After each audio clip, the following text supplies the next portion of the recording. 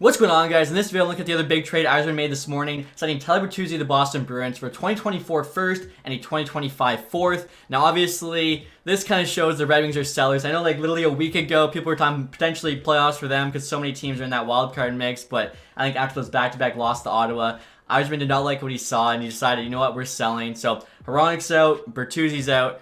I feel like our playoff chances are pretty much zero at this point. So, as I mentioned, we're getting back a 2024 first-round pick. It is top 10 protected, and I mean, even if the Bruins slow down a bit next year, I really don't see it being a top 10 pick. I'm going to also get back a fourth-rounder in 2025, which I think is actually a really good return for Bertuzzi. In my mind, as long as we got like a second-round pick plus, you know, a tiny bit, I was happy. We get a first-round pick and a tiny bit, so pretty good return. And honestly, too, he hasn't really been the best this year. I feel like, you know, last season for him was a lot better. Had 62 points, 68 games, almost a point per game. This year slowed down quite a bit.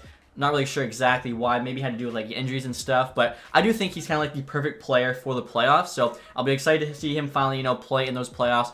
Good for him. He's on like the best team in the NHL, the Boston. So hopefully going to win a Stanley Cup. But again, you know, we get a good return from him. I do feel bad for Dylan Larkin, just extended for 8 years, and the next day Iceman trades his best friend. If you guys didn't see that interview, kind of tough to watch. It hurts, and he's one of my best friends, and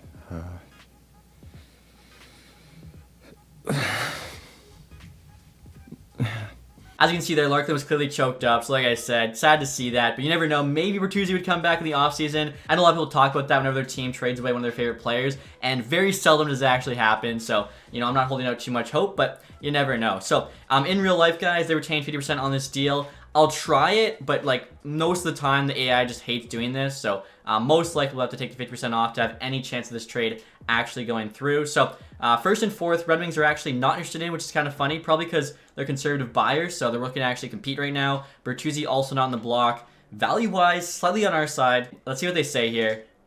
Trades rejected. Okay, I kind of figured that. Now, without the 50% retention, maybe they'll say yes. So we'll try this again now, guys, without the 50% retention.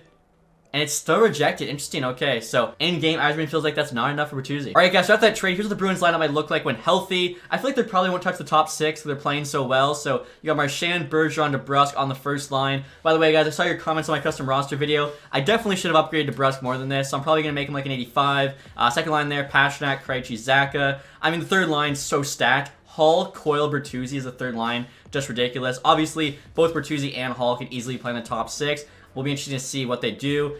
Greer, Frederick, Hathaway, I think is a great fourth line. Like Hathaway loves to throw the body. Frederick's big, likes to fight, throws checks too. Greer's a solid grinder. Defensively, Lindholm, McAvoy top pair. Carlo, Orlov, Grizzlick, Clifton. Like, there's a reason this team hasn't even lost 10 games yet in this season. Allmark starting goalie. Swayman, very good young backup. Like, they're so stacked. As well, too, right now, scratched. I have Nick Foligno, who's obviously, you know, a solid veteran, can plug in anywhere in the bottom 6 if anyone gets injured, things like that. This Bruins team is going to be tough to match up with. So that's why I really don't mind Detroit, you know, trading Hronik, trading Bertuzzi, because even if we squeaked into the playoffs, most likely we're squeaking at the 8th spot, which means we're playing this Bruins team. So the chances of us getting out of the first round, for being realistic, aren't too great. Now, I'll show you guys Bertuzzi here on the Boston Bruins. Game face definitely could be a bit better. Obviously, that's tough for me to look at. Kind of like Hronik. I'm so used to seeing him in the red and white. As remember the Red Wings. Bertuzzi 59 on a rival 2 in Boston. That's a little bit tough, but luckily we got a good return. Like I said, you never know. Could maybe come back in the summer, although pretty unlikely. All right, guys, we're not trying this trade from the Red Wings perspective. I don't think I showed before, but as you can see in game here, Bertuzzi, 27 years old, 85 overall. 1 year left on that $4.75 million deal. He's got little X factors there: ankle breaker, crease crasher, power forward. Again, I feel like he's kind of your prototypical playoff player, except he's actually got, you know, a lot more skill than, say, like a Tanner Jeannot, even though Jeannot went for a lot more picks. I'm still trying to wrap my head around that one. So, Boston would be able to leave maximum salary cap. Retain 50%. This should be okay.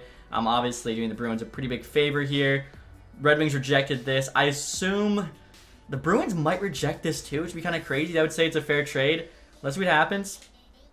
Bruins do reject. Okay, so with both sides rejecting, yeah, EA thinks it's a fair trade. And honestly, I do think that's a pretty good return for Bertuzzi. So yeah, I would say a fair trade for both teams. That's kind of funny, guys. All I did was took off the 4th round pick and it went through. So it was like that close to the Bruins saying yes. And after that trade, guys, as well as the Hronik trade, here's what the Red Wings lineup is looking like. These are actually the exact lines used tonight against Seattle. So you got Kubalik, Larkin, Raymond there, Perron, Kopp, Fabry. Like, honestly, looking at the team, we still have a lot of depth. And like right now, scratched, I've got Rasmussen, who's injured. Jacob Verana, of course, we're going to see what's going to happen with that. So the Red Wings I don't think are done yet. I feel like Yzerman's going to trade away 1 to 2 more forwards. Defensively now, like without Hronek, I mean, the top pair is pretty solid. Wallman, Sider, I mentioned, you know, one of the top 10, I think, D pairs in the NHL. After that, though, very, very weak. So that's not looking good. Luckily, we have, you know, Simon Edvinsson, of course, coming. Husso's been good for us in net. But yeah, I think the team's kind of focus has changed from playoffs to Connor Bedard at this point. So definitely interested to see what happens tomorrow with all the different trades. Hopefully, you know, we can add a couple more picks back. But that's going to do it, guys, for this video. If you enjoyed it, leave that thumbs up. If you haven't subscribed yet,